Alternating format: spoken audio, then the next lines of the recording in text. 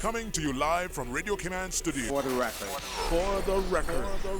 Hear from your government officials, independents, and the opposition on issues that matter to you. For the record. Engage in an open dialogue between residents and lawmakers. For the record. For the record. Informative, impartial, insightful. This is your talk show. 1-800-534-8255. Your calls, your input. This is For the Record. And now, your host, Orit Connor. Good morning and welcome to For the Record. Today being Friday, the second day of June 2017. Yesterday, official start of the hurricane season as well. So, folks, want you to take note of that. I hope you were listening to officials from hazard management talking about all of the necessary precautions that need to be taken, and I am sure that over the course of the next few weeks, those instructions will be repeated to you as well. But it is extremely important to take note of the fact that we are now officially in the hurricane season. Folks, I want to thank you for allowing Radio Cayman and by extension For the Record into your homes, into your vehicles as you traverse the busy roads of the Cayman Islands, into your places of work, whether it be an office cubicle or if you're working in the outdoors. Of course, For the Record is a show produced by the staff and management of Radio Cayman, and it is geared towards keeping you abreast of issues as they arise and play out on the local, regional, and international scene. I am your host, Orit Connor, and you're welcome to join me every Monday, Wednesday, and Friday from 7:30 a.m. until 9:30 a.m. Our phone lines are always open. There is always someone there waiting to take your calls. It is normally that beautiful radio voice of Miss Susan Watson, who has been thanked this morning by Miss Phyllis Moxham for that beautiful Christian music that she plays. So Miss Phyllis asked me to ensure that I conveyed that message to Miss Susan this morning. So you can call us on our toll-free number provided courtesy of Flo. That toll-free number is 1-800-534-8255. You can also call us on 949-8037 and 949-6990. Of course, if you don't like to talk on the telephone, call us. Email us at For the Record, one word, For the Record at candw.ky. Very often in the studio, I will have with me as my co-host and as my analyst, Dr. Steve Macfield and Ms. Theresa Pitcairn. They're with us this morning as well. And it is also a pleasure to have in the studio with us this morning the action man, MLA, Mr. Arden McLean, to my two co-hosts and analysts. Good morning. Welcome to For the Record. Good morning. Thanks for having us. Good morning, Mr. For the Record, and good morning to all the people out there, and good morning to the action man, Mr. McLean. I don't know. People were expecting you to have more action over this after the vote, but it seems that a lot of people are saying that you didn't exercise the energy that you always carry for the last 4 years. So can you tell us what happened? Okay. I remember when I was a younger man in Canada, and we had the great John Diefenbaker as Prime Minister. They said he was one of the best Prime Minister in Canada. He was an action man too. And then they were trying to dump him one afternoon. And I happened to have been there.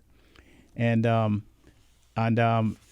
I was following the procession to learn about politics in Canada, and I remember after he lost the vote 3 times, they voted for the leadership 3 times, and a young reporter rushed up to him, and they used to call him Chief and say, "Chief, can you tell us what happened to you this afternoon?"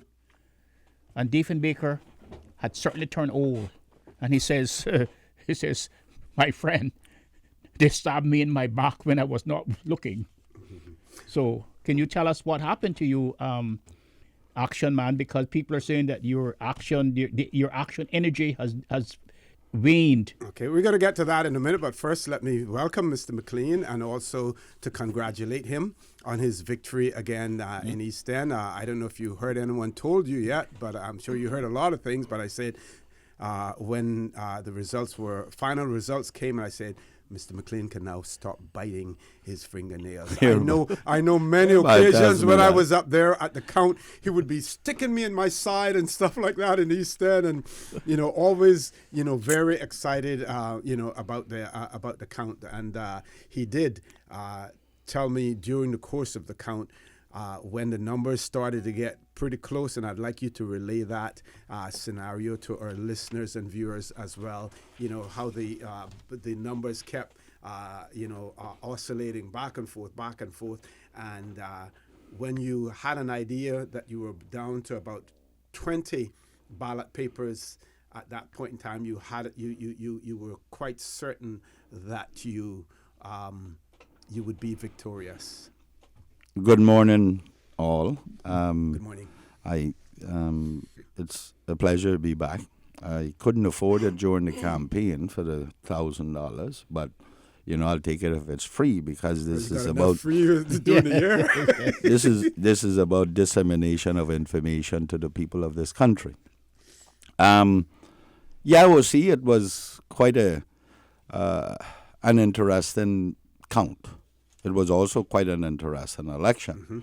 And I recognize that there are more people voted against me than for me. And I have a lot of work to do. I understand that.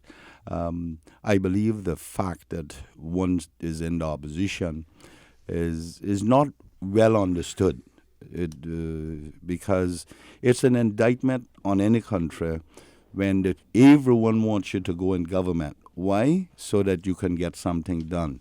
Well, that's an indictment on any government and any country, in that the government has to be equitable in their distribution of the resources of a country. And when the basic needs of a community is denied because the opponent is there of the government, has been elected, then something is wrong with that. Something is radically wrong with that. People do not grasp the understanding, I think, fully, that the opposition members are flag bearers of democracy. That is what they are. But be that as it may, we have come a long way. With regards to what you said, Dr. McField, I recognize that I went into the post-election talks I went in there knowing that there were certain expectations of me from certain sectors of the society, especially my constituency of East End. I recognize that. I did not deliver on those expectations as was expected. I will have to take full responsibility for that. But without trying to make any excuses, there were dynamics that I had no control over. Absolutely none. And I hope today that we can get some of them out. Because day before yesterday, in my speech in the Legislative Assembly, I touched on some of those. I don't know if you all were listening. Okay, day before yesterday. Day before yesterday, Wednesday. I can assure this country that, as always, I never once was prepared, nor did I sacrifice my principles to make the government. I wasn't prepared to do that. And many principles were sacrificed in this post-election. Could you expand on that? Well, Mr. we're going to go there. Let me give a brief synopsis of how this thing all happened. I have been leading the opposition, the independent members, for over a year. There were like 11 of us. 4 of us were successful at the polls. 4 other independents were successful at the polls. On Thursday, Wednesday night, everybody sent out congratulatory messages and the likes. Thursday, we came together. This is sometime around midday. The 8 independent members. When we came together, the first thing they said to me, the other 4, was that they had gone and seen McKeever. And I knew that was mistake number 1. That's because McKee was the most astute politician in this country when it comes to that. And immediately he saw blood in the water. I know that. I knew that immediately. Now, when they went there, they didn't do anything wrong. I think what they did was offer him speaker and 1 seat, which is what I would have offered him. Anyway, we got together, and you understand the dynamics there. Everybody jockeying for position. And they all asked me to lead that group. Every one of them. It was unanimous that I would lead the group. We sat there for hours and hours talking about the different things that needed to happen. And the good thing about these talks is that Mr. Anthony was in every one. So if people don't believe me, they need only go ask Mr. Anthony. Because Mr. Anthony is going to tell you the truth and the whole truth. So I am here this morning. I can't be telling anything that is contrary to what I know happened in those talks. The one common thing that I found that there was that not one person in there wanted to go to PPM. That was unanimous. Didn't want to link up. Didn't want to link up with PPM. Yes, they didn't. And they would prefer to link up with McKeever. So we proceeded on that basis. I hadn't talked to McKeever about I'd spoken to him, but not about any particular formation of government or anything of that nature. Because Wednesday night, nobody knew where the things were going to go. When we went through that, and Thursday night, McKeever came to us. And I was called outside prior to him coming inside. And the person who delivered him there, who brought him, pulled me one side and said that Alden had offered McKeever a deputy premier position. I didn't comment on that one way or the other because I know the Alden I know was not going to do that. Okay? We went inside and I spoke to be settled down, and there were 4 other people with Mr. Bush. Mistake number 1 on my part. I should never have allowed anyone in that room. I take full responsibility for that. Okay. I'm going to ask you to hold there, Mr. McLean. We're going to go to a commercial break now. When we return, we will continue the conversation with Mr. McLean. You will hear a lot of talking by Mr. McLean because we want to give him an opportunity to relate exactly what's happening. Some of you may say that we're reliving this whole thing all over again, but there have been various stories out there. You've heard from some. We want to give you the opportunity to hear from Mr. McLean as well. We have a government in place now, so that is all behind us, but also Mr. McLean wants to ensure that his version of what occurred is known to the public as well. Please stay tuned. You will hear more of that when we return.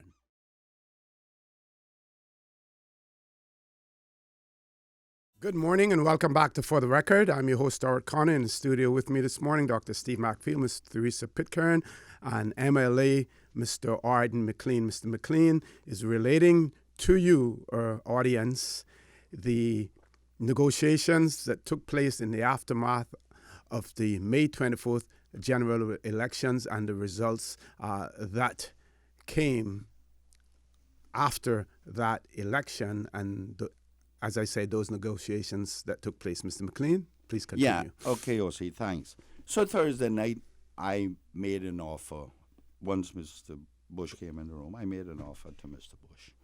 I was very clear about it. I offered him a speaker, the speakership, and another seat in cabinet for one of his numbers. I figured that would have been Burner, I guess. And a counselorship, if that was his. He responded to me in the presence of all these people and said that he did not want that. He wanted Deputy Speaker for Burner. By the way, Burner and Captain Eugene were not there. When I asked about them, he said they were tired. I said, well, I haven't slept since Tuesday myself, and this is Thursday. And he said he wanted for Burner Deputy Speaker and Councillor, and recommend Gilbert McLean be the Speaker. And he wanted a ministerial seat with the responsibility for tourism and planning. And again, for the benefit of our listening audience, you're making this offer because you have been authorized by your group to lead these negotiations. That's correct. All day we were in talks. We ate there. We did everything there, and this is how we were going into the talks with him.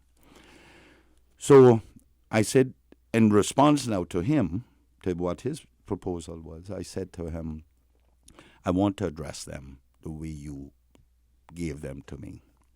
Let's start with Bernie. I said, well, I have a responsibility, Mr. Bush, to reward you for all the work you have done for this country, despite what people may think. I also have a responsibility to reward another gentleman in here for all his contributions to this country also, and that is Mr. Eden. I said, when we got together and they asked me to lead this group, I asked Mr. Eden, the first man I asked, what do you want out of this? And he said he wanted Deputy Speaker. So I say, Mr. Bush, that one is off the table. We're not going back there. If we form this government, Mr. Eden will be the Deputy Speaker. That is a given. I said, if you become minister, sure, Mr. Burner can be councillor. I don't have a problem with Gilbert being speaker. And now let's come to yours. I said, for a minute, I would like to park the ministries you want, which is tourism and planning. I want to talk about you being a minister.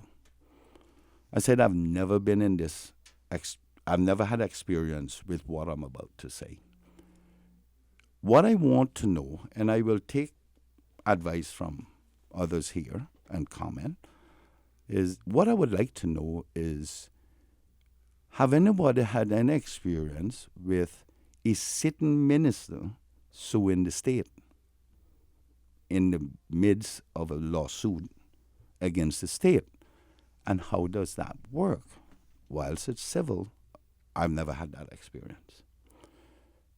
I've never seen it. So let's see if someone else in here has an experience in it. There was a lawyer in the room, and I said I would take advice from them.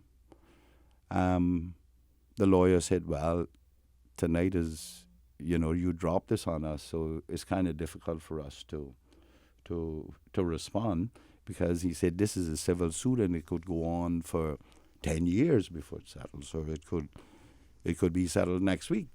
I said, I agree. However, my concern is the current, starting an administration with a minister, and the probability is very high that we could very well get a conclusion on this and cost is awarded, or whatever else the case may be.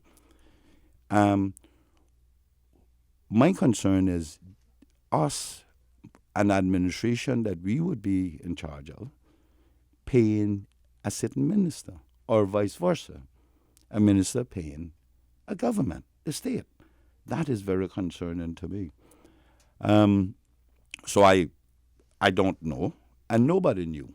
So I said, well, I guess we'll have to park that one and do some research by tomorrow.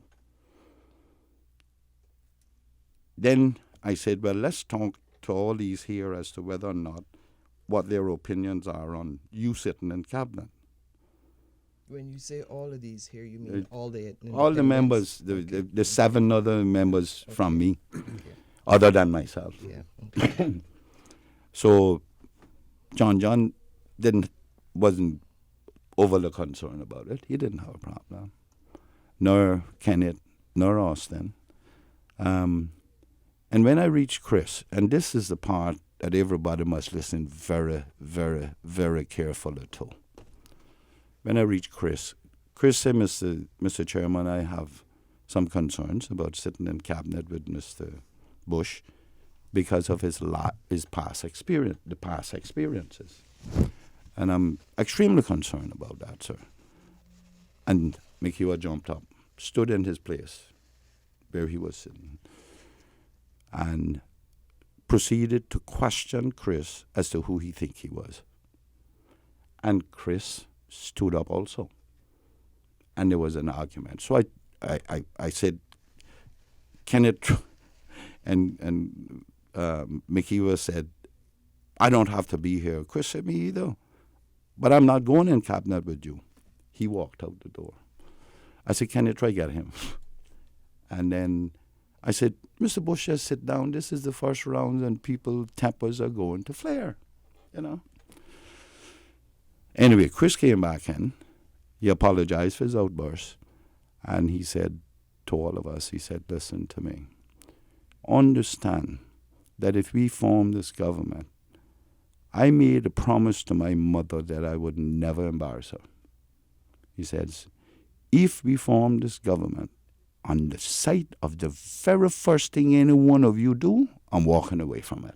Okay, we're going to ask you to hold it there for us, Mr. McLean. Folks, I want to remind you that you're listening to For the Record. I'm your host, Dorrit Connor. My guest in the studio with me this morning, Dr. Steve McField, Ms. Theresa Pitcairn, MLA, Mr. Arden McLean, who is providing us with details, I should say, blow-to-blow commentary in relation to the negotiations that took place after the elections in relation to the formation of a government. We're going to our news now. When we return, the conversation with Mr. McLean will continue.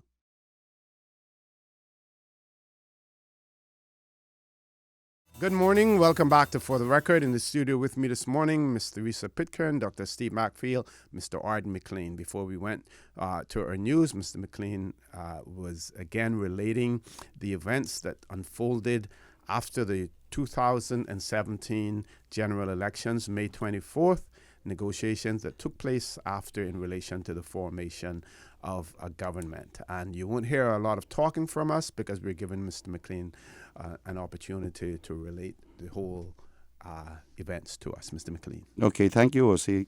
Let me go back and clarify two things. When I said Chris said that he would never embarrass his mother, it was meaning that his behavior or the behavior of others, he would not be associated with the behavior of others, which would necessarily embarrass his mother, and the behavior of others.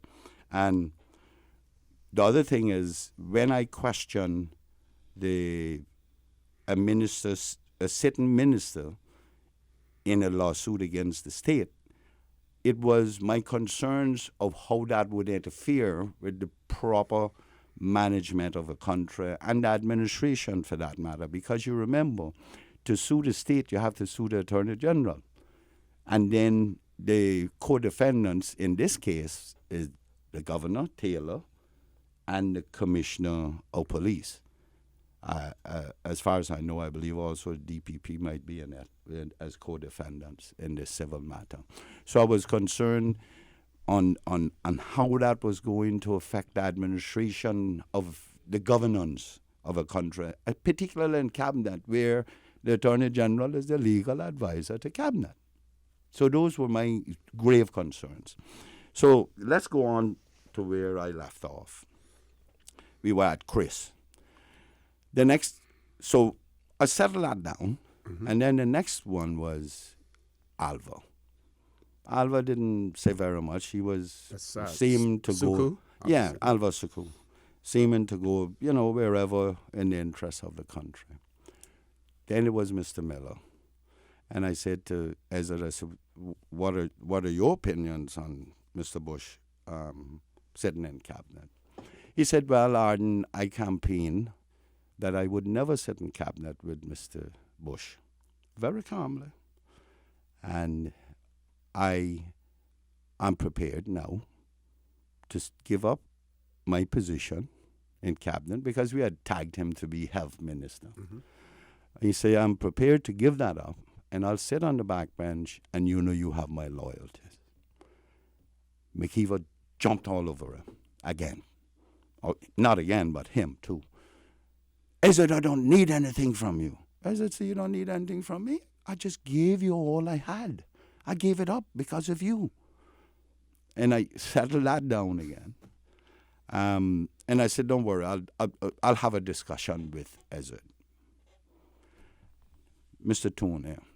Toner said, well, I have been instructed by my committee not to sit in cabinet or not to support a government with Mr. Bush as the leader. However, this is different.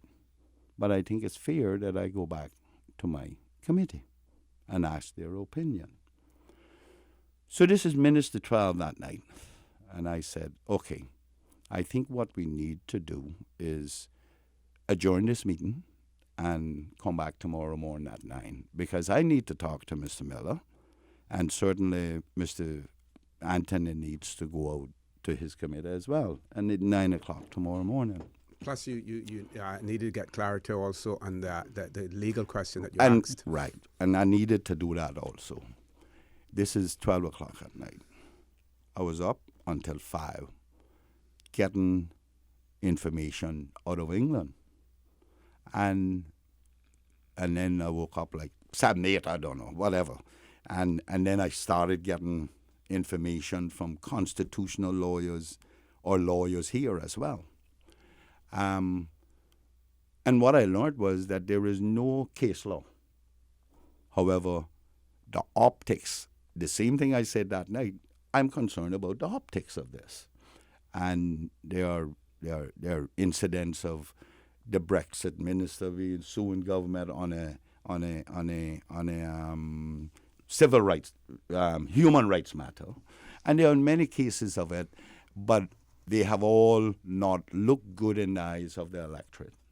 But there's no case study on it, or on anything of that nature that someone took them to court for doing it or something.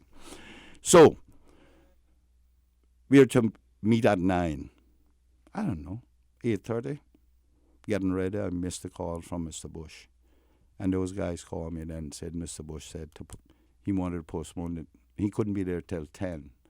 So I would postpone the meeting. So I sent out a text telling them to come at 10.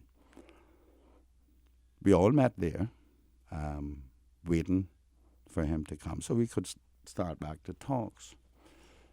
Minister 12, one of Mr. Bush's trusted people, called and said he wasn't coming. So I said, okay. And we started putting people on speakerphones now. But he had something to deliver to Chris. And only those 4. So I said, Chris said, well, he would go and pick it up. Chris went out, said there was a document. Chris went out and picked this document up. When Chris delivered the document to us, it was a proposal from Mr. Bush to form his own government. And I have it right here. So if the press needs it, I can give you a copy. What was interesting about this was that Mr. Bush would be premier for 2 years, and then he would go speaker only if he lost a vote amongst the members in there. And it was going to be styled the unity government. Is that familiar to everybody now? Unity government? We have a government of national unity. Unity government? It's familiar now. Can you do you have clarity on the if he lost the vote from members? Would that be in the Legislative Assembly or from your group? From the your, group. From the group. Okay. But this was intended for Chris and the other three of them, with the understanding that Alva Suku and Anthony would be included. And if we agreed, then all our names was on this list, on this agreement. But No. Yours and Mr. Miller's were excluded? Or No, they wasn't they were there? excluded, but we were excluded from the first rounds of the first invitation. Okay. And they were going. Then Mr. Bush called those guys as well, Alva too. And if the 6 of them went, with the 3 in West Bay, they would get Julia, and that would go be the government. He was on speaker. So everybody must understand all this. What is concerning about this document, agreements must be governed by some law from some territory. And there are 2 lawyers here. I'm sure they'll agree with that. When we looked into this document, the governing law, under the title the governing law, it says, this agreement shall be governed by the laws of Jamaica. Now you tell me who made this. You tell me yes Wednesday, OC, when I said that this country's election is being controlled from outside, this is precisely what I was talking about. Okay. Okay? And the press can have this. I don't have a problem with that. How did you get that document? Who brought that document? Well, it is my understanding that the private jets came in the morning, Friday morning. And I won't call the names, but people knows who they are. At least 2 people came in on their private jets and were having meetings. And that's where this document came from. Now I am understanding that there are people who are saying that it's their document and they have been here for 30 years in law. And you mean tell me they didn't take out that piece yet? No, that's an excuse. That's reason for them to justify this document. That's not true. So Can we inquire from our legal minds here what would be the implications of an agreement like that being governed by the laws of another country as opposed to the Cayman Islands where the agreement is actually being Executed. Executed, yeah. Well, any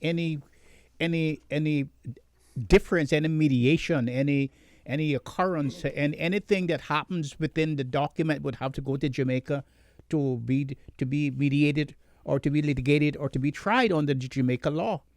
And Cayman, the laws of the Cayman Islands would have no jurisdiction over anything that happened concerning that agreement. Mm-hmm. For instance, if the talks had broken down, they would have to go to Jamaica to litigate the issues that had arisen. And it seems to me that it's very dastardly, and I'm very frightened that you could have an agreement drafted in Jamaica and brought to the Cayman Islands to organize Caymanian politicians. That really doesn't resonate with me, and I really want you to put that document out to the press. Oh, it will be. I mean, if I hope they're waiting outside this door for me. Mr. Reeser, you anything to add to that? Mr. McFeel has said. But, I mean, from a practical perspective, I think that that's probably a typo. No, they just didn't cut that piece out. That's all. That's why I say it's a typo. So it may have been drafted by Jamaican lawyers, and it may be a Jamaican document. But I think that when they were reviewing it, maybe time was of the essence. They overlooked that particular aspect of the document. I totally agree with you. If that argument is accepted, if you accept that, would you put in such a document that is governed by some law? Yeah, Yes, all yes, documents. yes. You must it should have been Cayman Islands law. So in that case, Yeah, you must have then the whoever governing was law. typing should have typed in the Cayman Islands. But why are we creating a document in this country Yeah. That's made in Jamaica. that was made in Jamaica? You know, that's obvious. This document was created in Jamaica at some stage, because that's what lawyers do in their jurisdiction. Okay. So no, I'm not saying it wasn't amended here, but it was obvious they didn't cut that part out and change it for the Cayman Islands. So it sends a story that somebody in Jamaica is trying to control or manage the government in this country. That's my view. Okay. Or somebody decided to engage a lawyer in Jamaica as opposed to the Cayman Islands. Absolutely. Let's go to a commercial break, folks. Please stay tuned. For the record, we'll be back shortly.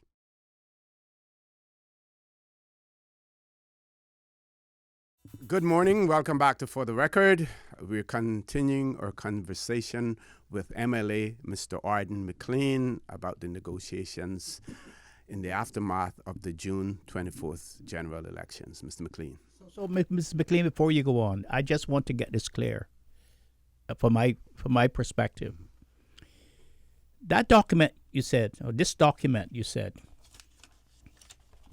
this document purports to form a government in the Cayman Islands, but the document is drafted in Jamaica. That's my view, yes.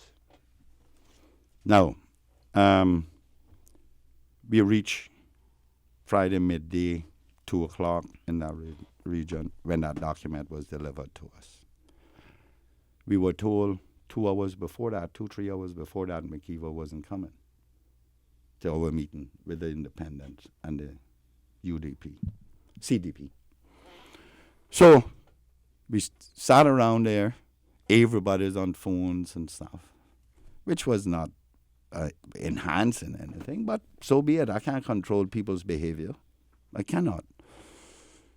At 5 o'clock, the PPM and CDP announced they had formed a government. This is Friday evening. So we sat around mulling over that, contemplating that, and we all left there. That is the independent members now. Left the little office space we have in town. I don't know, somewhere around 7, maybe. And I went to a friend's office, and I told them I was going to do a press release, and I would send it to them by email later on, so we could release the following morning. I went to a friend's office, and people need to pay very close attention to this. I went to a friend's office who was helping me with it when I got a call from Kenneth. And Kenneth said to me, he said, Arden, this deal is not done. I said, what do you mean this deal is not done? He said, Bernie hasn't signed anything to go to PPM. And we're here at Luca. And I have Bernie out on the beach, and the rest of them are inside Luca. I said, oh? I said, well, what do you mean he didn't sign? He said, Bernie has not signed. Therefore, the deal can't go through. Now with McKeever being speaker. So, I said, well, you call me and make me know. Within minutes, Dr. Tomlinson called me. And he repeated the same thing. And he said, where are your guys? Can you get them together?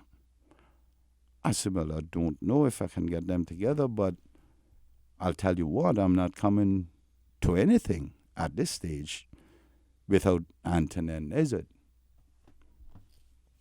He said, okay, well, and I said, I need to find Alva as well. He said someone had called Alva. So Alva's on his way. So I said, okay, I'll call Ezzard. Ezzard's hard non-breakers. I go on dinner with my wife, man. This thing is over. I said, no, let's turn back. Let's humor them anyway. Just turn back. So Ezzard decided to turn back. I tried calling Mr. Eden and I couldn't get him.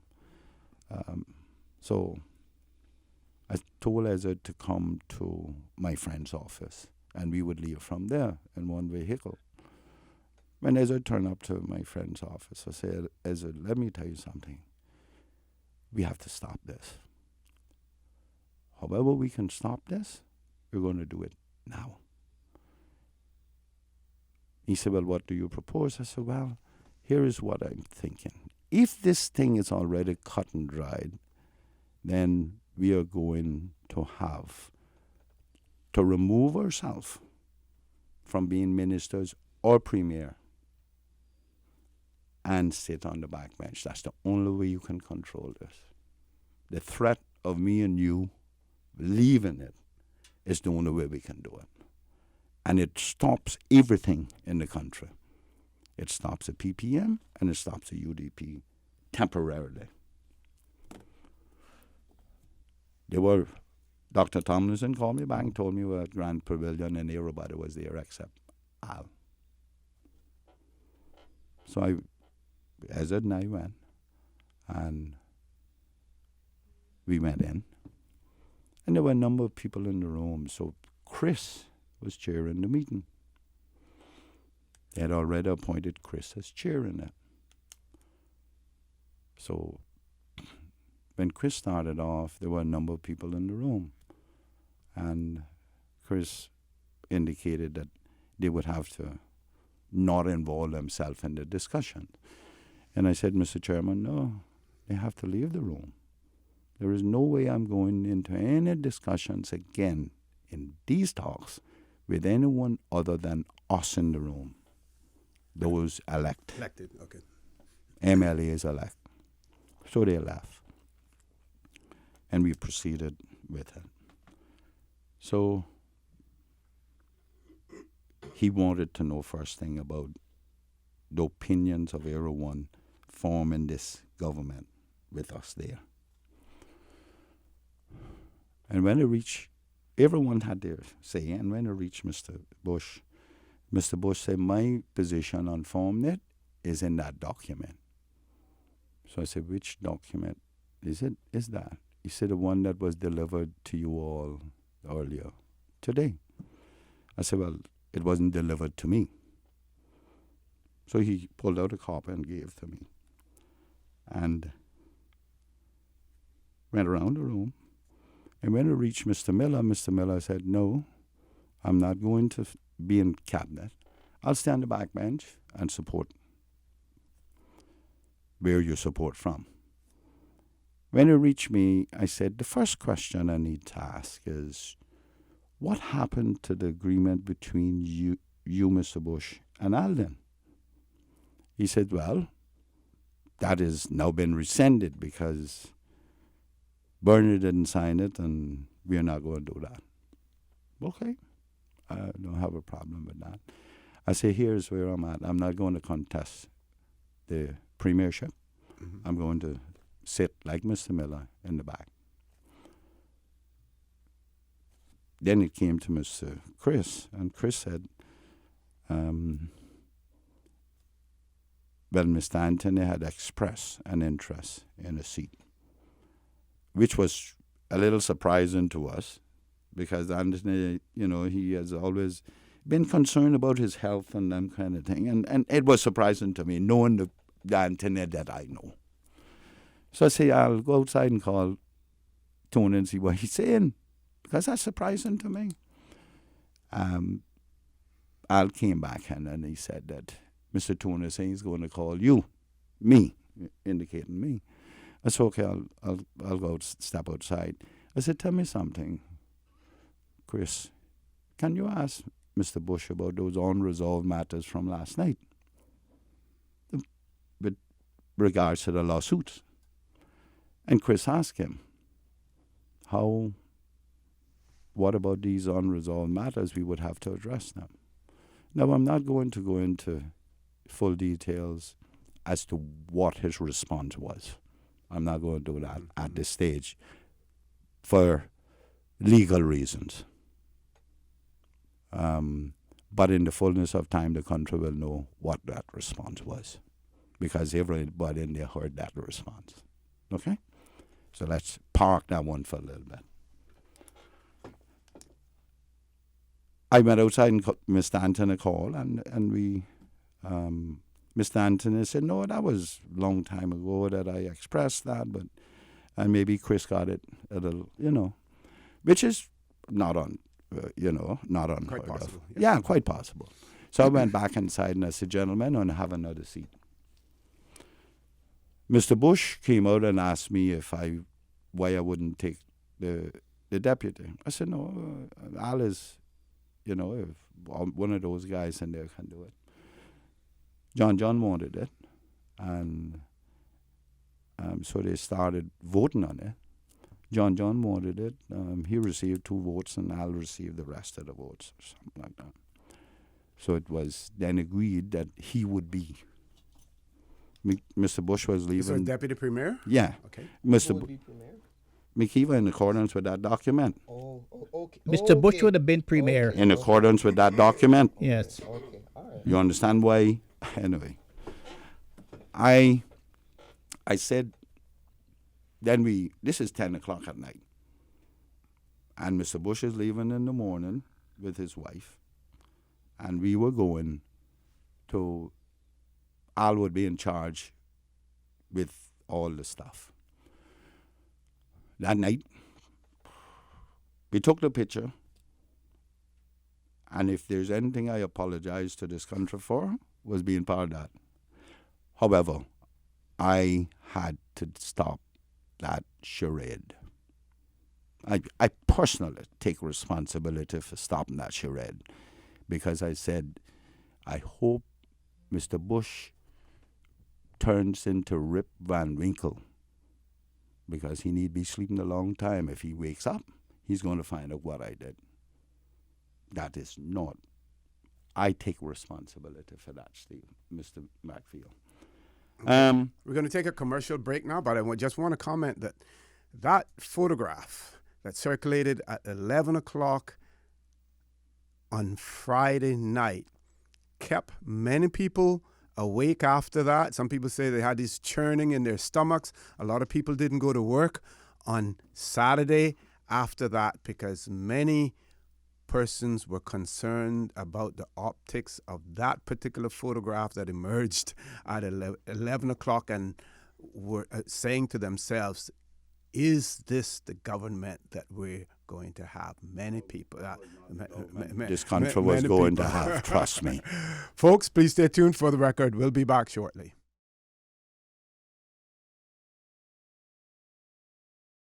Good morning. Welcome back to For the Record. I want to remind you that you're listening to For the Record. Our phone lines are silent, and that is fine because I trust that everyone is listening. And if we can continue without any interruptions, then that would be great because we want Mr. McLean to be able to cover all of the bases that he wants to cover. So we're going to pass it right back over to Mr. McLean, the mic. All right, thank you. So, O.C., the fact that we had questioned Mr. Bush the night before about this civil matter, and that hanging over us was concerning, again to me, this is Friday night now, and this document, if it's going to be governed by this document, I'm not going to be anywhere near cabinet with that document. And knowing that it's potentially governed by the laws of Jamaica, or at least created there, meaning there are other people in got their hands in the country politics. And I was not prepared to do that. I was not prepared to sit in cabinet with that document hanging over my head. So that further on into the night, when we left there, they called me about signing this document. I said, I'm not signing that document, not the one that was presented to me. They said, well, they were going to amend it. I said, well, you amend it? Let me see. It won't be signed unless I am satisfied with all my concerns. That didn't get done until Saturday, and you will not find my signature on it because I have not yet seen it. To this date, I haven't seen it. Okay? Whatever amendments were done yet, I don't know. And why is that? Why haven't you seen it? Because of the time and periods and you know. Okay. And now you'll understand why I haven't seen it. That night, I don't know, maybe 1, 2, I saw a missed call from Moses. Now this is Friday night, Saturday morning. That's Moses Colonel. Yeah, Moses, Colonel. Yeah. I didn't get to talk to him. Early Saturday morning, he called, and you know, we went through these things. Anyway, he said to me he was going to meet with PPM membership at 11 if I would give him permission to present a proposal to us. So I'm fine with that. I don't have a problem. However, I need to go talk to the other 7 members of the independent. So he said he would call me and let me know when he was ready. I went, called the meeting, and told him what Mose had said. Of course, that didn't go down well with those members, and understandable. That's understandable. And at the end of the day, they agreed that we would at least talk to them. First rounds of talks.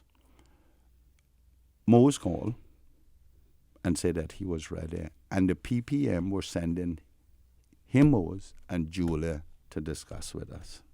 So this wasn't something that was initiated by you guys? No. Right. No. I never initiated any talks because I had a clear mandate from the other 7 people. They weren't going to join with PPM. Okay. All these rumors and it's saying that I was at Alden House and at the Campton, no such thing happened. Absolutely, totally not. So he asked me what time. I told him I would call him because I was still talking to my people. They agreed after a long discussion, and I understood that these guys just coming off of an election and the things are raw, so they didn't want to do it. But eventually they agreed with a couple conditions. That Ezra and I would go talk to them and come back to them, which is normal, before any decisions were made.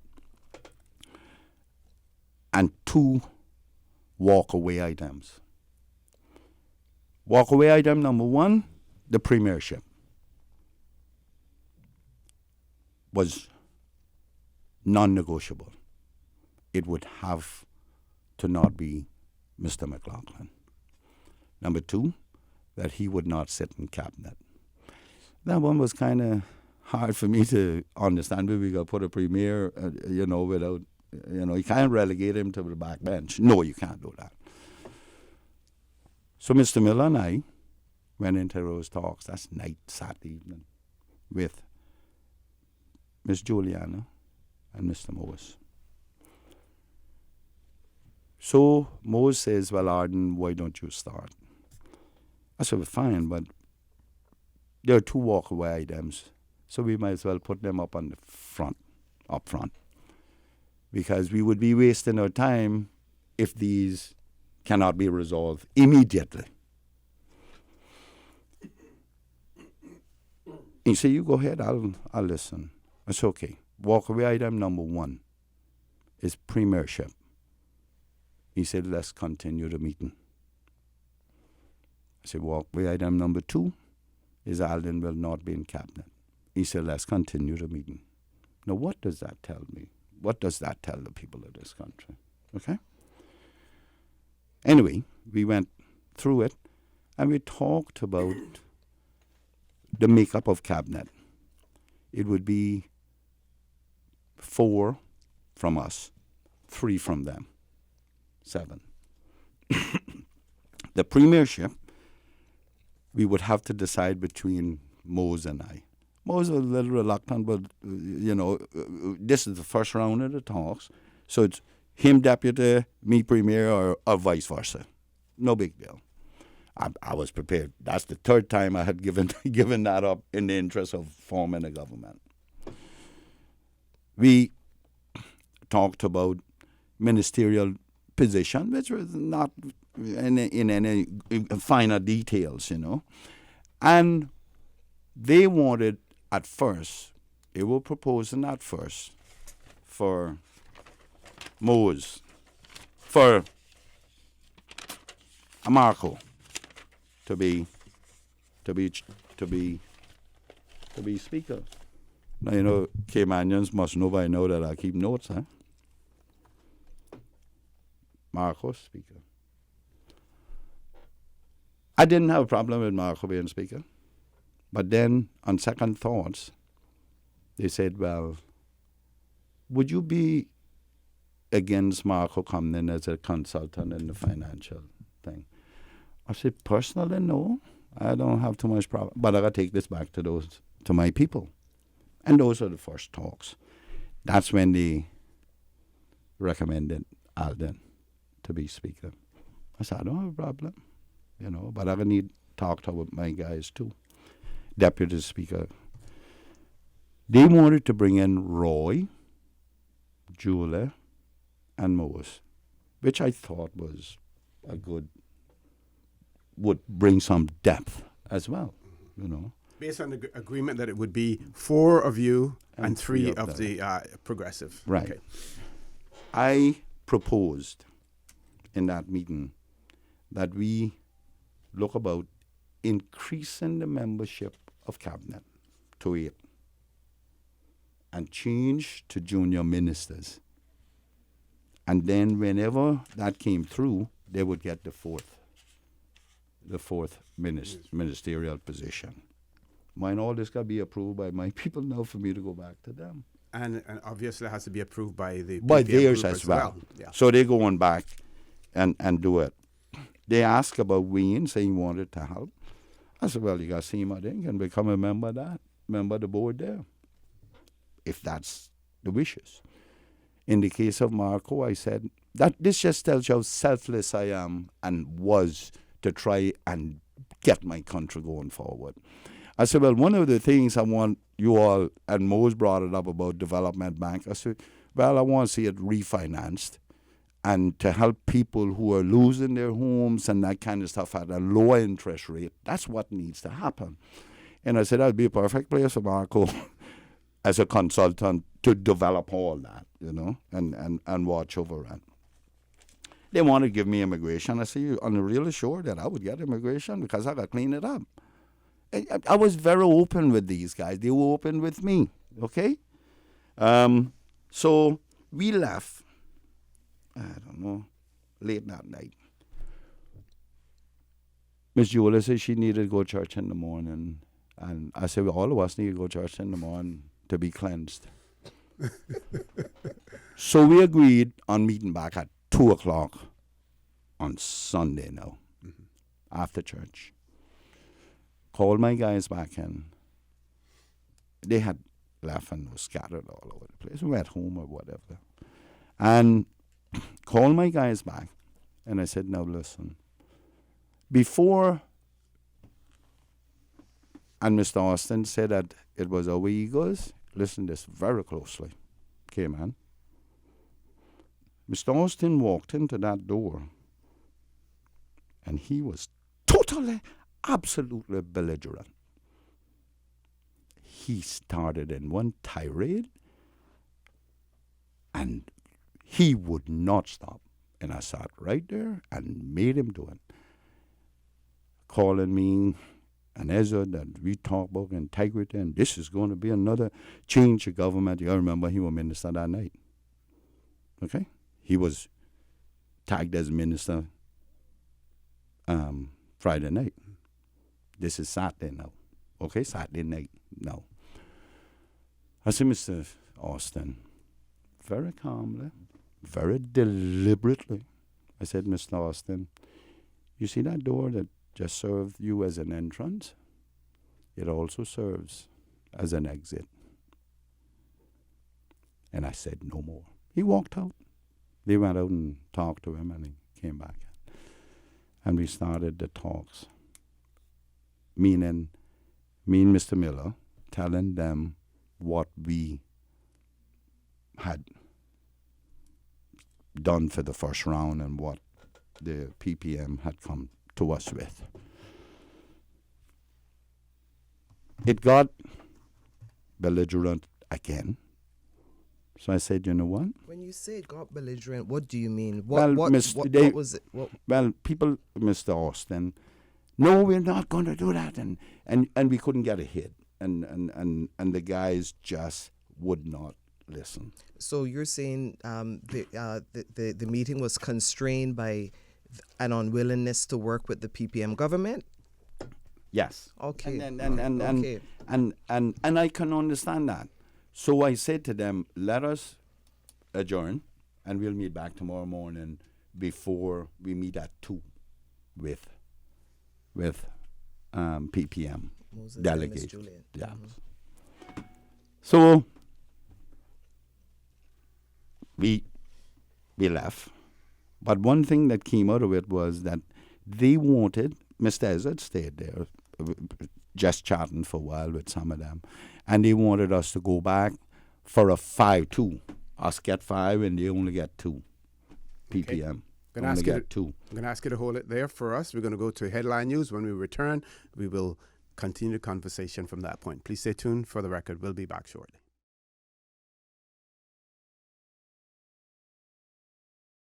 Good morning. Welcome back to For the Record. In the studio with me this morning, Ms. Theresa Pitcairn, Dr. Steve Macfield, Mr. Arden McLean. You may be wondering why we're not saying too much. We're not saying too much because we want to give Mr. Arden McLean an opportunity to relate the events almost blow by blow, if we were covering a boxing match or something like that. We're asking him to give the details. We don't want to spend too much time questioning each point, so that is why we're allowing. We can take this and we can parse it afterwards, if not today, on Monday or Wednesday or next Friday, whatever, but we want him to give us a blow-to-blow commentary in terms of what occurred. Mr. McLean. Thank you. And let me quickly go back a little bit and say that the two people who were adamant that we didn't go work with PPM was Austin and John. Those were the two. And that's where we just couldn't get ahead because they continued to say no. No, we're not doing it. Lo and behold, those are the two who are there now. But be that as it may, that's their choice. Anyway, the following morning, which is Sunday now, everybody going to church. I couldn't go to church because everybody's calling me. So we remember now that's the 4th time that I have given up the premiership. 4th time I have given it up. Potentially giving it up on this one. Minister 2 on Sunday. Moses called me, Sarden, I'm having some difficulties with the premiership and the makeup of the 4-3. So I'm still in talks, and I'll call you when we can have the meeting. That's okay.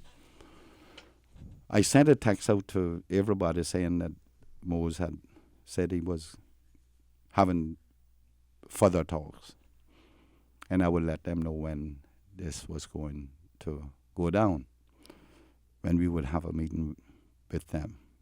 Mr. Miller and I could meet with them.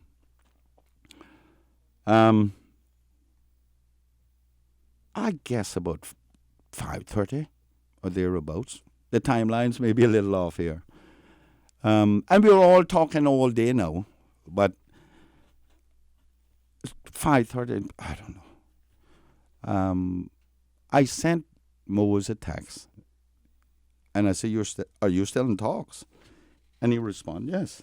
I said, okay, I'm standing by. Something to that effect.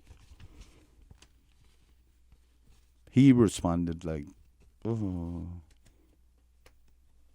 this is 5:30 going on to 6. He said, I'm still in talks. I said, okay, I'm standing by. About 6:30 something, around 6:30, I get an email, a text from Moores.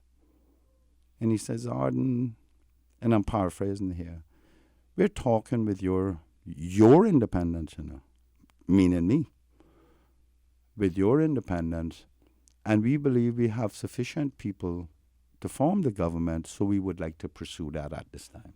Something to that effect. Within seconds, I got a call from Mr. Austin, and he said, Arden, out of courtesy, I have a lot of respect for you. I want you to know that my committee has given me until 6:30 for us to form something, and it is now past 6:30, and they are now instructing me to go see if I can get into the government. I said, well, Austin, are you joining them?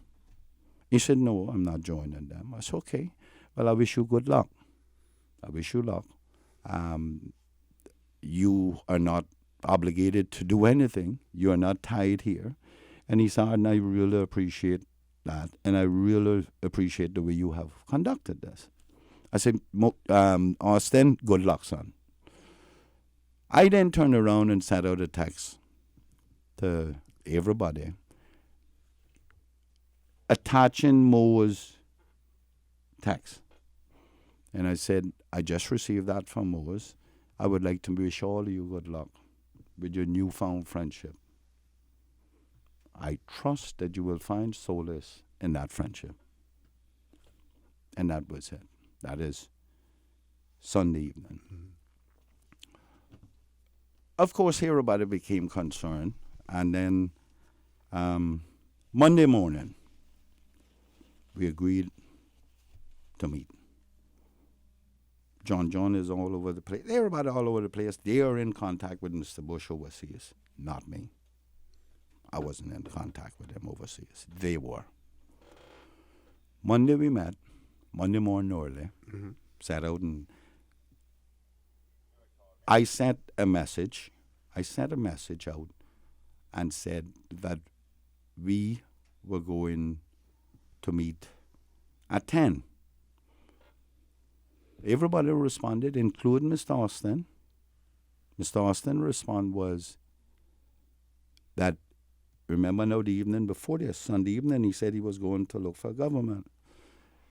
Mr. Austin's response was that he had an appointment at 11, so he would have to leave for that he couldn't miss, but he would be there at 10 if we can form a government.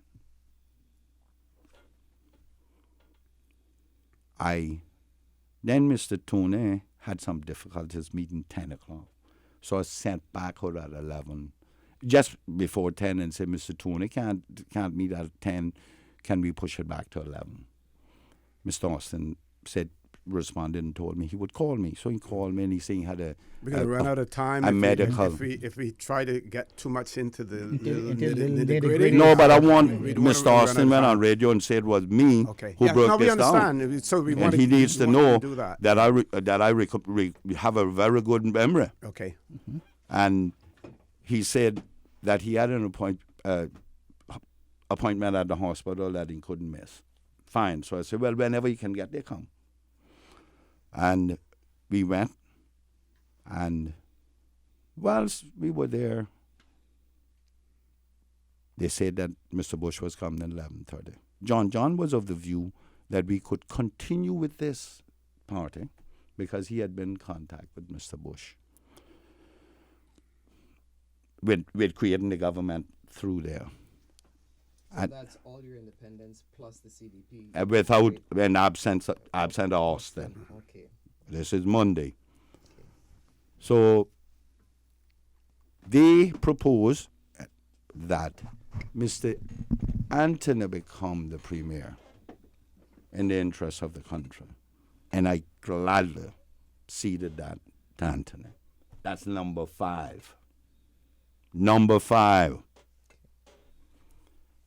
And I would be deputy.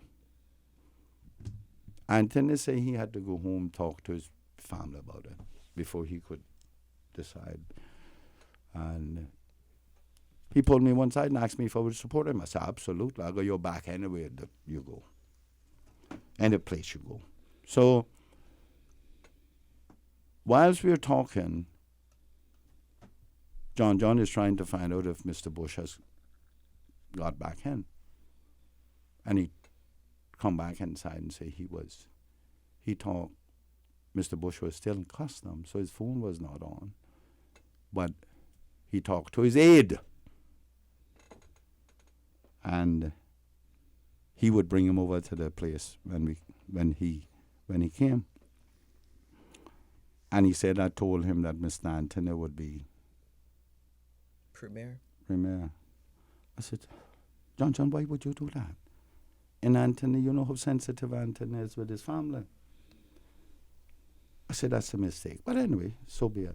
Within 5 minutes, a press member texted Al and said they heard that Mr. Anthony will be the new premier. And understand the dynamics that I had to deal with. Yeah, got it. And Anthony then, rightly so, he gets concerned. He don't want his wife, you know them two lovebirds, Anthony and Ellen. He don't want no one to hear that before she does. Yeah. So Ezra rushes out now to take Anthony home to discuss it with his family. While he's gone, John is outside in the car talking to everybody. I don't know what he was doing. And I said to Chris, you need to find out what is going on out there with John. Is he having difficulties? And when he came back in, John says to us, we have a problem. I said, what's that? He says, well, these guys want deputy premier for Mr. Bush. He said, well, you give it up. I said, I'm glad to give it up if that's what in the best interest of this country. Providing Mr. Anthony approves it, because we have already got him as premier, but not me. I can't agree with that. Anthony must agree with that. Whilst we're talking about that, Anthony walks in. Anthony say, any changes since I left? Because he knows we're changing all the time. I say, yes. They want the deputy premier for Mr. Bush. And Anthony looked at me, he said, Arden, take me home, please. So and I took him home. So he was premier for about 5 minutes. We had some That's that were about premier, 10. some that were premier for a day. Some were premier for a few minutes. hours. Yeah. And so these dynamics were all in play. You cannot contain that. And the deviousness of others will not allow you to be to get what is in the best interest of the country. We need to get to the conclusion of it now. Okay, well, it's concluded. The question that we must all ask ourselves, Mr. Bush was offered twice as much by us to form the government. Why did he go over to PPM? That's the question the country needs to ask themselves and ask them. Okay. One quick question. How much of these negotiations do you believe that they were held in earnest, that the negotiations were in earnest, as opposed to them feeling you out? For instance, the progressives, when they came to you, when you said that there are two issues that are really deal breakers, walk away items, and they continue to talk. I felt, and maybe it's naive. It may be, and it's maybe the trust that I put in people as well, because I believe in a handshake, and I believe much of those talks were genuine at first, and then with people making plays to each other, then people saw opportunities to leave that negotiation out, because it is not as good as what we can get. And I honestly believe that. Maybe I'm wrong. Maybe I'm naive, but some of it I believe was Well, was genuine. the thing that I'm sitting here contemplating is how can you say you go into your negotiations, but you're taking things that prevent you from negotiating when you're with your two items that you say that is not negotiable, because that doesn't seem to me that conforms with the principle of negotiation and mediation. Well, Mr. Macphail, I agree with you, and I understand negotiations. You go in there with a clean piece of paper. However, you go back to Thursday when they said they are not working with PPM on the Alden. So that was their basis for giving me those positions. That was the only condition that they would work with PPM. What you should have done, you should have alert them that is not the basis for negotiations. I did. So- I said you cannot go there. You need to go there with a clean slate, and let's see what they bring. But we and basic stuff, and then we come back to the table. I did all of that. I said, as a matter of fact, on Thursday when we first met, I said to them I was going to put a clean sheet of paper at every desk, at every chair. And that's how we were going into that meeting. I recall you telling me that, yeah. We're going to take a commercial break. When we come back, we're going to give, our two analysts here and co-hosts an opportunity to pose some questions to you as well, Mr. McLean. Please stay tuned for the record. We'll be back shortly.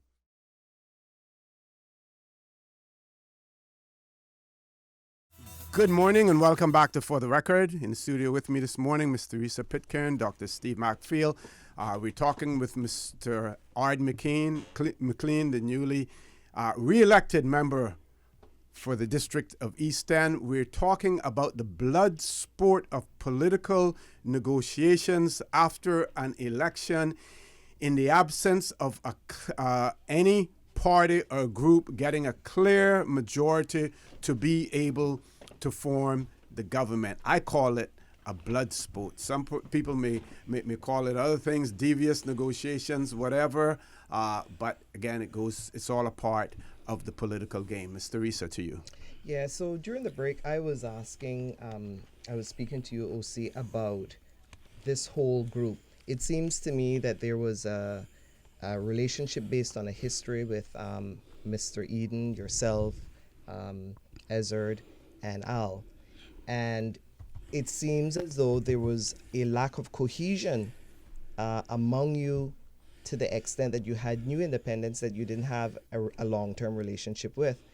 And it also seems as though the CDP group and the PPM were actually smart enough to recognize that the weaker persons within your group, and indeed those persons that had ambitions, because based on what you just said, someone was offered the position of deputy premier, someone was offered the position of being in the cabinet, and it seems to me that those persons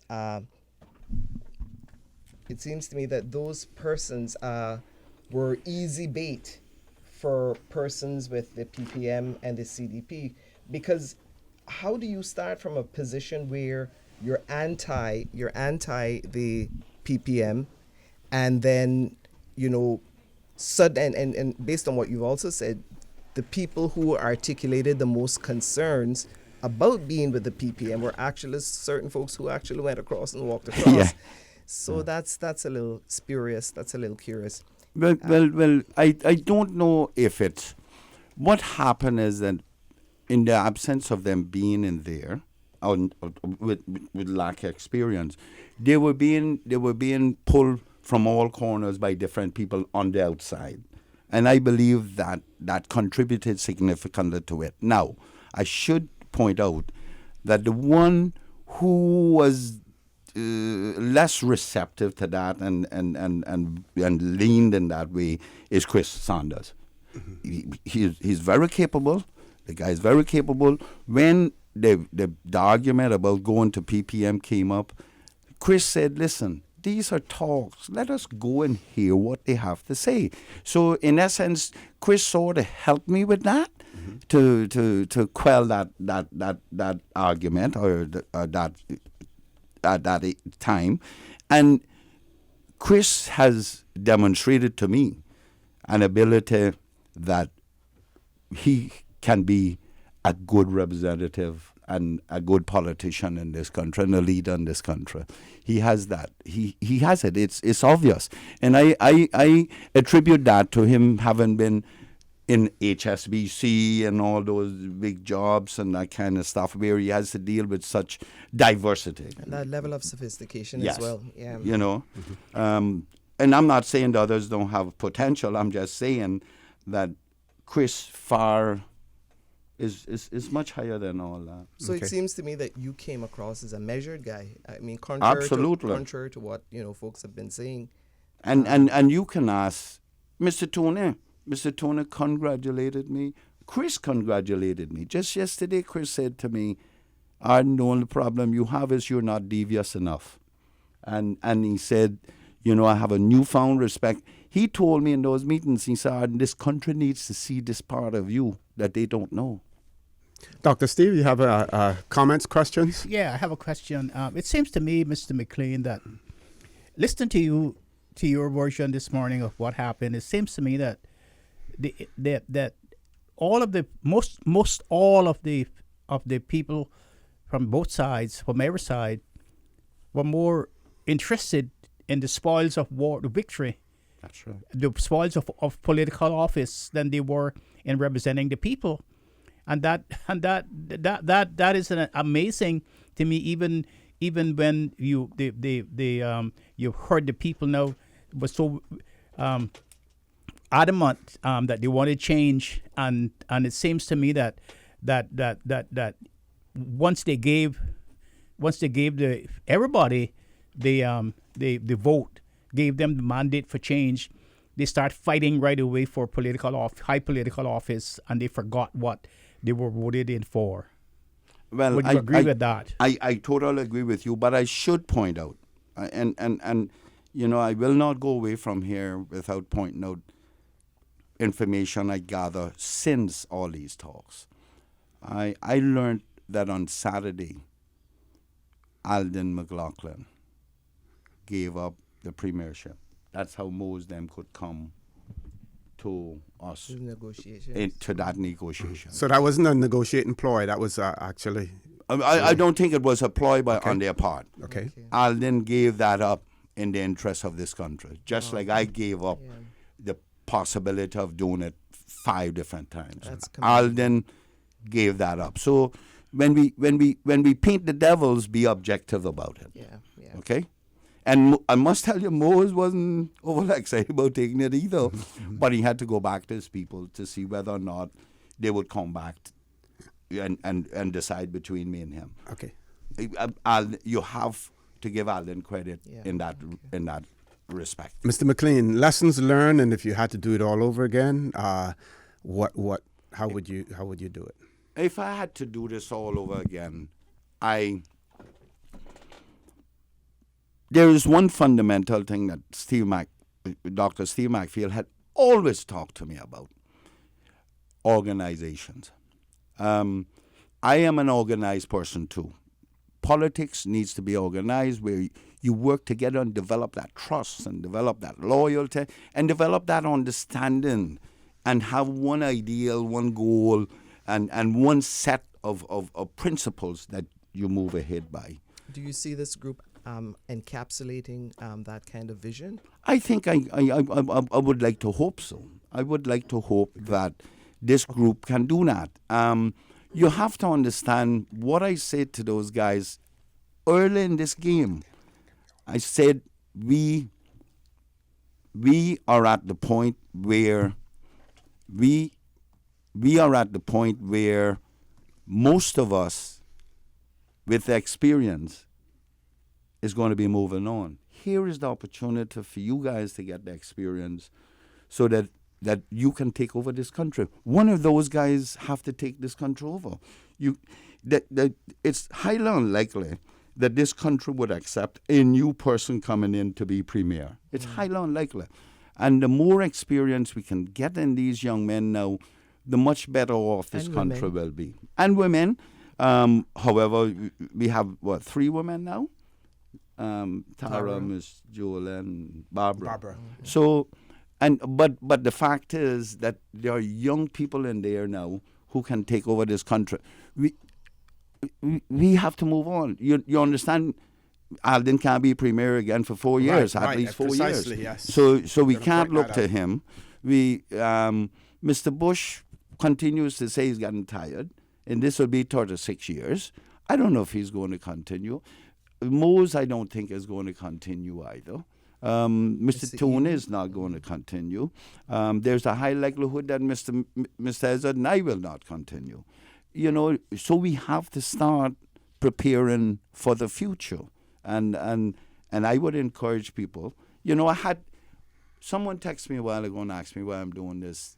It's not good for the country. Well, call me selfish if you may, Cayman and my fellow Caymanians, but this country has been inundated with people blaming me. I did not do anything against my country. I tried to do this in the best interest of the country, and I was prepared to do anything that was necessary to ensure a smooth transition into the administration of this country. I did everything that I thought was by the books. I was not selfish. I refused to make anyone tell me I was selfish. I was not selfish. I went into these talks in good faith. I left those talks with some real concerns as to where we are going. And my fear is that this country could be going down a road where the outside influences far exceed the influence of this country, of the people of this country. It appears like they write the checks and our people write the letters of complaints of their ministers. We cannot continue like that. Okay. And why do this now? There comes a time that we have to. Someone has to sacrifice themselves that the future be much clearer. And it's not clear. In my 16 years of experience of being a member of Parliament and my broader experience, this is not the direction we want our country to go in. Okay, folks, we're going to go to a commercial break. I have good news for you. We will continue the show until 10 o'clock this morning. So it will give us an opportunity to ask Mr. McLean some other questions in terms of the future of this country. We want to know his views now in relation to political parties, seeing what has transpired with independence and everything else. Has his view changed now in terms of political parties? We know that he was a part of a political party at one point in time. So, folks, another half an hour, and what we will do is we will take this opportunity to accept calls. If you want to call in and if you have questions, we just ask, as usual, that you be respectful. We will give you those numbers. The toll-free number is 1-800-534-8255, 949-6990, not a toll-free number, and 949-8037 is the other one. I'm getting really excited because I'm like a little child with child with an extra toy. Now they're giving me an extra half an hour. Please stay tuned. We're going to take a commercial break. When we return, the conversation will continue.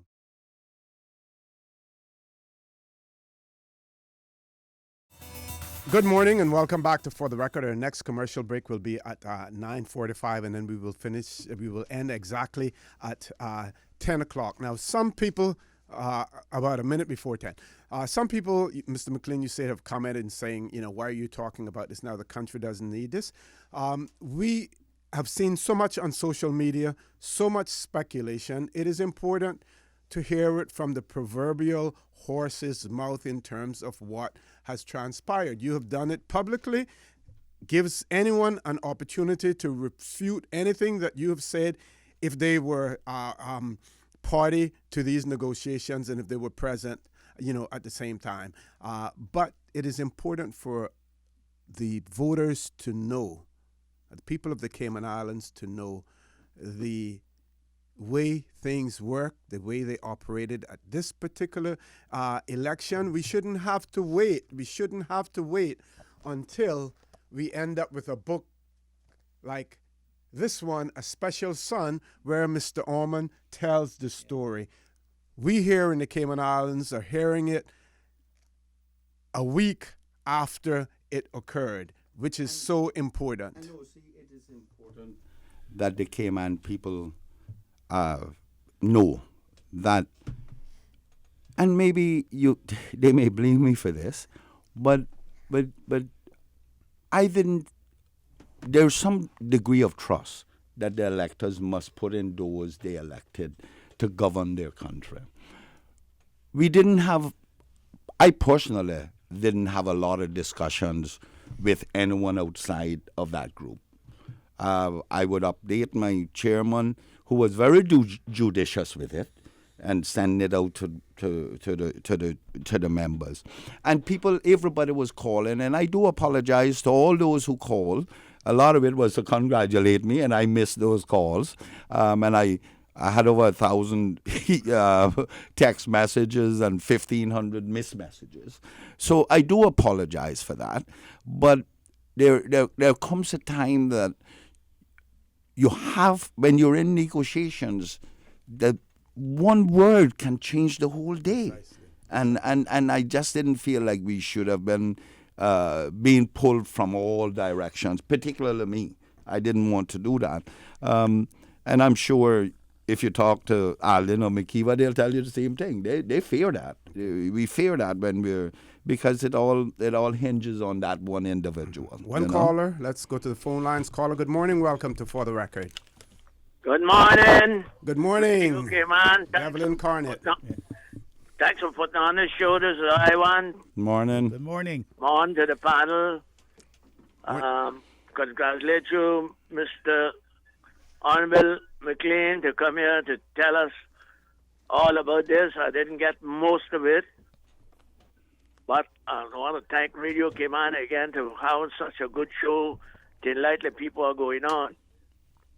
And we all come to one agreement now, I guess. They take to organize thing or a party to run the country. So I can leave it like that, and thank you all for putting on the show.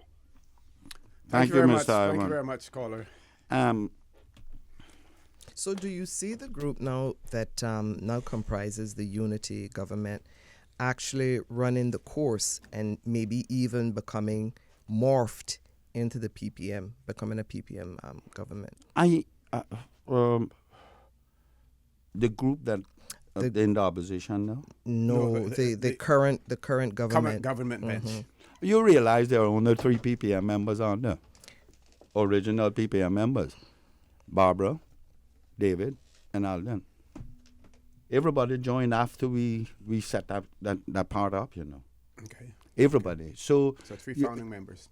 yeah, what you're seeing is a whole new revolution in that party. It has Right, because you and Al and Mr. Eden are on the other side. Okay. Well, Al had joined there too. Al is a founding member of UDP. Al is a founding member of UDP. Okay. So the founding members of PPM were Alden, Kurt, Miss Lucille, Miss Edna, myself, and Anthony. 6 of us. Okay, and 2 of us on one side, only one of the founding members over there. But I believe that, I agree, Mr. Macfield, that what we need now, I've always, see on the break you were talking about my position I've always been a party man. I went independent because I was caught between leaving PPM and joining the UDP or going and creating one myself.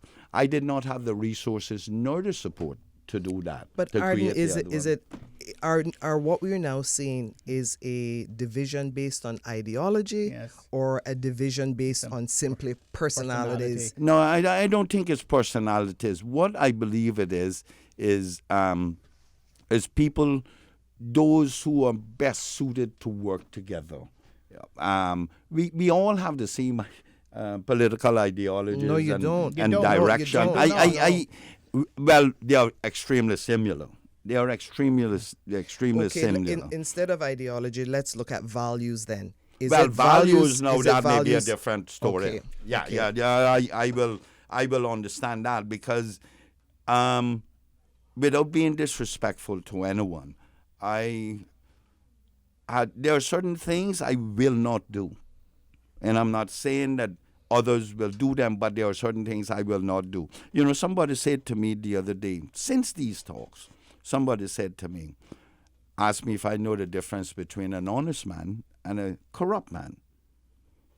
And I wanted to know what those were. An honest man is someone that is predictable. You know what they will not do. A corrupt person, you don't know what is going to cost you to get what you want done. Well, Arden, what I want to ask you is this. And I'm not in that latter category. Mr. McLean, what I want to ask you is this. It is clear now that the CDP has no national support. They were able to get 3 seats out of the geographical district of West Bay, 3 electoral districts they were successful in. They are now incorporated into the PPM.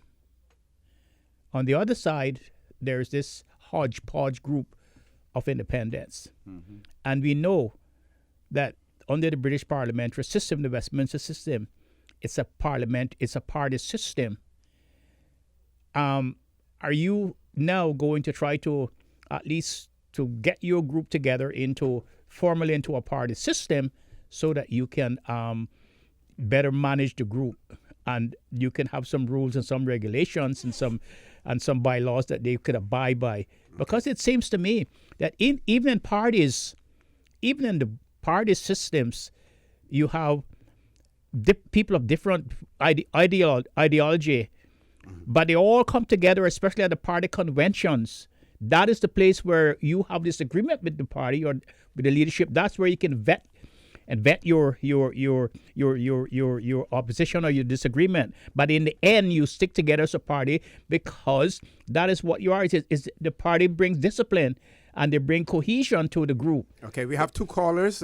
If you can hold on Dr. Steve McField's question, and we're going to take the two calls as well. We're going to try to make these calls as quickly as possible because we want the questions as quickly as possible because we want to try to get as many in as possible. First caller, good morning. Welcome to For the Record. Yeah, good morning, gentlemen. I thank you guys for trying. You tried, but the economic machinery that you went against, you weren't going to prevail because those people that were very itchy on the financial subject, they were going to jump first, and they jumped. But thank you for trying.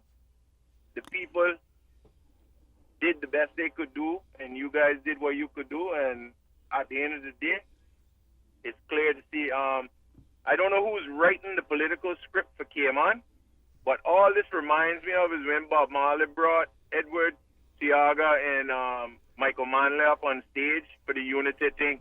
And that's all this reminds me of. And I don't mean that in a bad way. I'm just saying this is a script that has been played before, and the economic powers in this country has just displayed their power, in my opinion. I'll leave you there. Thank you very much, caller. Let's go to the next caller. Caller, good morning. Welcome to For the Record. Yes, good morning, Mr. O.C. Morning.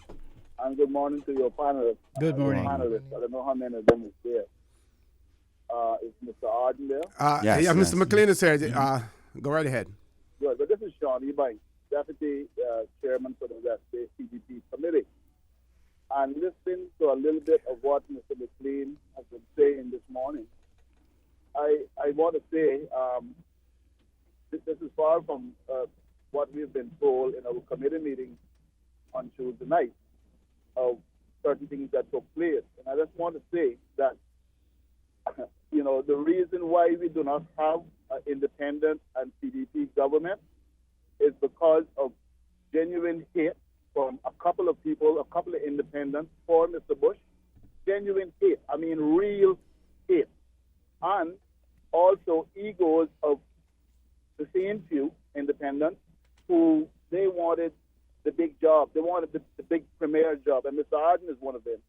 But, you can't expect to work with someone to berate them, run them down to the lowest, and talk everything under the sun about them in these negotiations and expect that person to turn around and work with you. Mm-hmm. I can only say that the 11 people or elected representatives of the CDP and made up the independents, the 11 of them have done this country great injustice because they could have put all the pettiness and all the childishness aside, and if it was really about country and the people first, they would have found a way to do that. They would have found a way to make this work. All right? The majority of people wanted to see an independent led coalition government with the CDP. Mm-hmm. There's no two ways about that. Mm-hmm. Yeah. But like I said, genuine hate for Mr. Bush. And I don't know where it all coming from. I mean, it's so much hate, Mr. Okay. O.C., that it's pitiful from what I understand. Point taken, caller. And it's just ridiculous. And I blame it all on Mr. Arden, Ezard. And I want to say one other name, but I'm not going to say it right now because I'm going to try to talk with that gentleman. Okay. And I think that he has the audacity to make such change in his opinion. Okay. But anyway, that is the reason why. Thank you very much, Stop caller. sitting here lying to the people of this country. Thank you very much, caller. I believe there is a Bible, a scripture that says a house divided cannot stand. Yes. Yeah. Well, listen and to that me. is I a- would like to respond to that. Okay, very quickly. We have one more caller, Ms. Yes. Souza. I would like to Two respond. callers. Ask him to hold. We'll be with them. I would like to respond to that caller. Okay, he said that I am responsible for this. And he spoke to the hate. Yes. that, I disagree with him. Okay. Absolutely. I don't hate Mr. Bush. Mr. Bush and I get on very well, as a matter of fact. Wednesday night, the Premier and I were over by Mango Tree after we were sworn in, having a drink. And he wouldn't buy me none, though. Next time he got to buy. Hate for Mr. Bush? Absolutely not. I'm not saying that there isn't some legacy that is between all of us. All of us. I have no reason to hate Mr. McKeever Bush. He knows that. And if there is any hate to be done, really it should be me. Because Mr. Bush reported me to the Anti-Corruption Committee. Understand that. I went through an investigation. He accused me of not paying my electricity bill during the negotiations of CUC. Okay. And no, Yeah. I will never forget that, but I have gone past that. Okay. Okay, so, we need to stop these things about hate. And the other thing that the country should know, independents as there were 8 independent members. Well, 9, but 8 of us in one group. Mr. Bush will come in with 3, That is a minority of 11. I don't care how you figure that out. Okay. We have to go to commercial break. When we return from that quick break, we're going to take those 2 callers that we have on hold. Please stay tuned for the record. We'll be back shortly.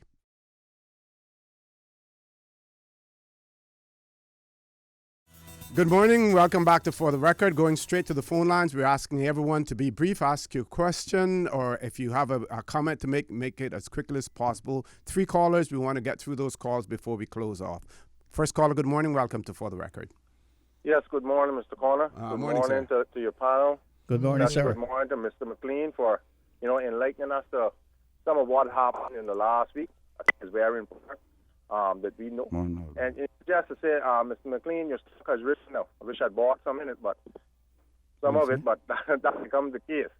So, sir, I just want to thank you from the bottom of my heart for giving us the information that you've given us this morning. It goes a long way, and it speaks about a lot of people and the character of those individuals. And some, I am surprised, and others I'm not.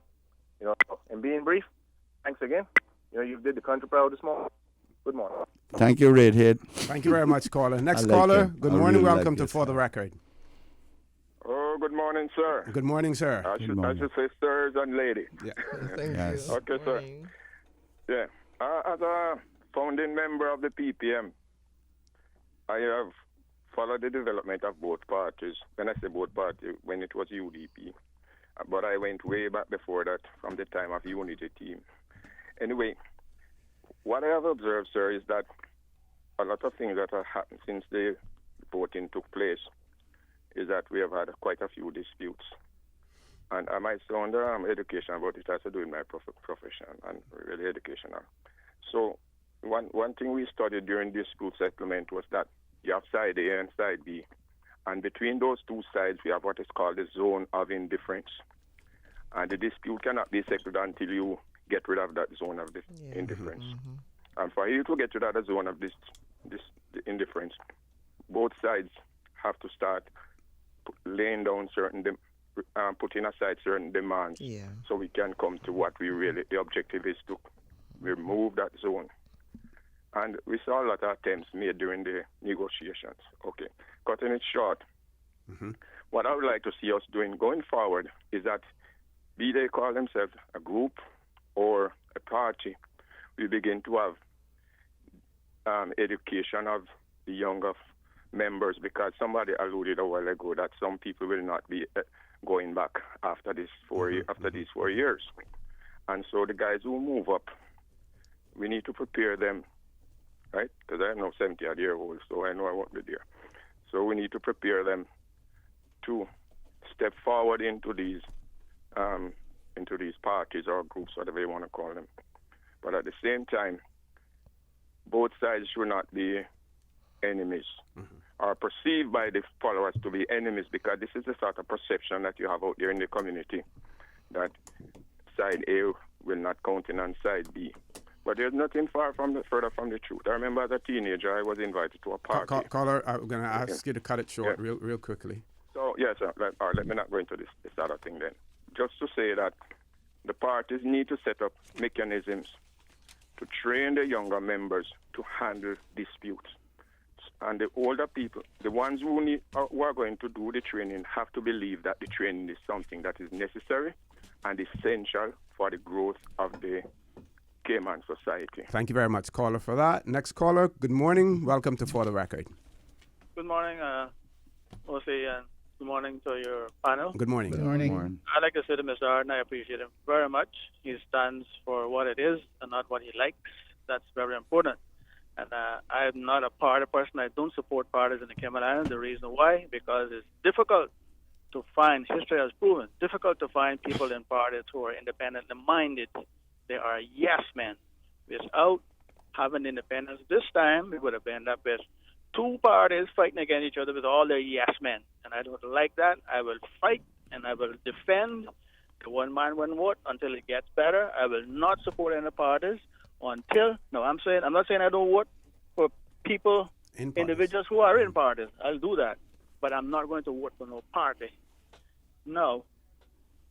The other thing that people have to understand is that political negotiations is not to be taken personally. It's professional. And we have to learn to separate professional opinions from personal opinions. And I appreciate where you're standing, Arden, and you take it and you don't surrender for nobody. You must separate those two grounds. And when people learn to do that, then I will support parties. But so far, I haven't seen it, and I'm not going to support it. Thank you very much, caller. We have 6 minutes left. No more calls. You remember Dr. McField's question that he posed to you? If you don't, Dr. McField, if you could quickly put the question to him again, give Mr. McLean an opportunity to answer that, and then you're the only one who's going to be able to have closing comments today.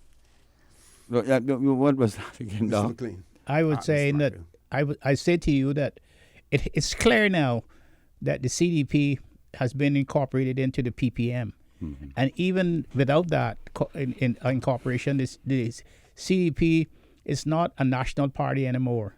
It only gained seats in this geographical area of West Bay.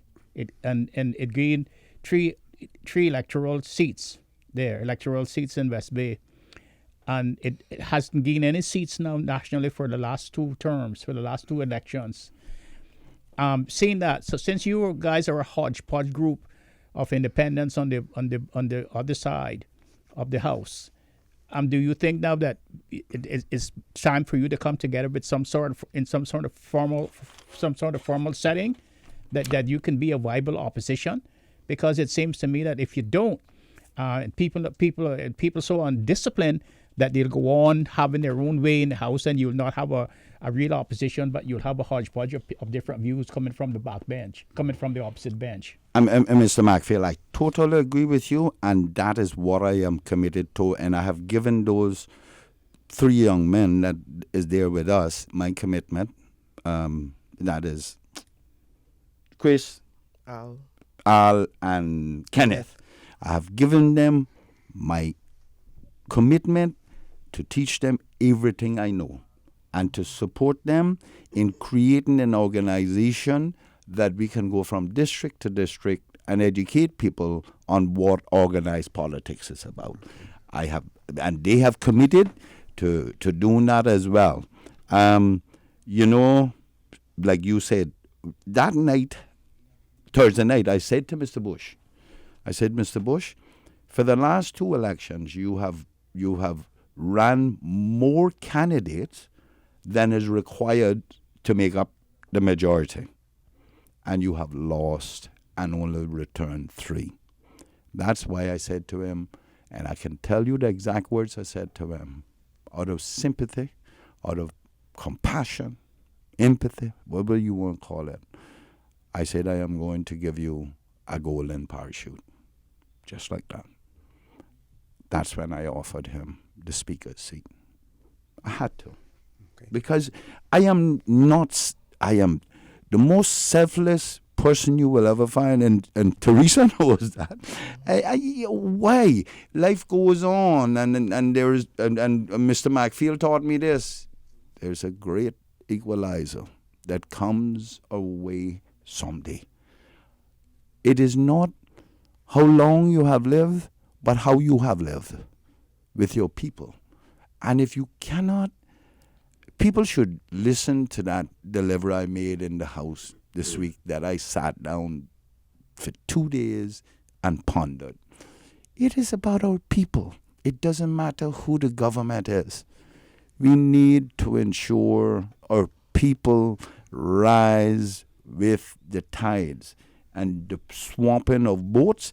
If the hole is in your end of the boat, in my end of the boat, do not rejoice, because you going down with me too. It's going to leak water in. Stop rejoicing. Let us work together to plug that hole to keep the boat float. That is what we need to do. And I thank you all very much. I thank you, Cayman. And if I have to apologize, I will to you. I know you expected more out of me. Look at what I did, how selfless I am. Wednesday, I gave up the leader of the opposition to Mr. Miller. Okay.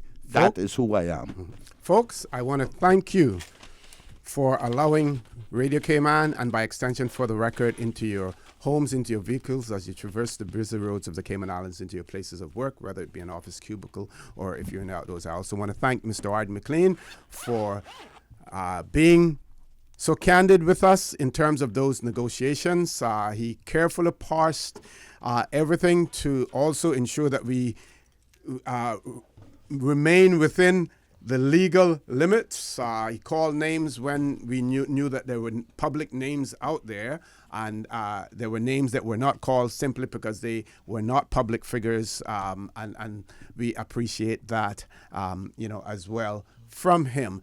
Very quickly, I want to read quickly one message from one of our listeners. Says, I personally think that we need to look into our Constitution and laws to see where it can be amended or adjusted, that when people reach their retirement age, that those people cannot run for election. Not sure that we agree with that, because we have a few that have reached their retirement age and still want to run for election. Those ones who have reached retirement age should just sit back at home and give the young blood a chance too. Well, we have to give the young blood a chance, but we have to bring them on.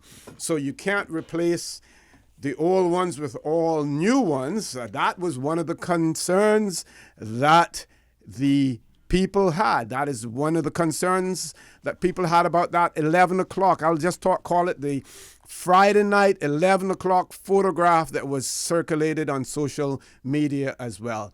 us old folks still have lots to offer. So just bear that in mind. Age is only a number. It's what you have up in your head, the brains, and what you can offer to people as well. I say to you, have a great day. Continue to support your radio station, Radio Cayman.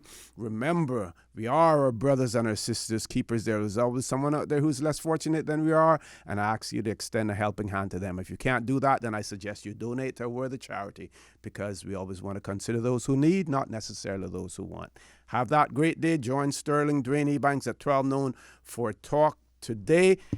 Those of you who think it's crying over spilled milk or whatever it is important for the people of the Cayman Islands to know what goes on, and you can get it from no better place, no more reliable place than For the Record. So we ask the good Lord to keep us through this weekend, and as usual, we ask the good Lord to bless these three wonderful, beautiful Cayman Islands. For the Record. Informative, impartial, insightful. This is your talk show. 1-800-534-8255. Your calls, your input. This is For the Record.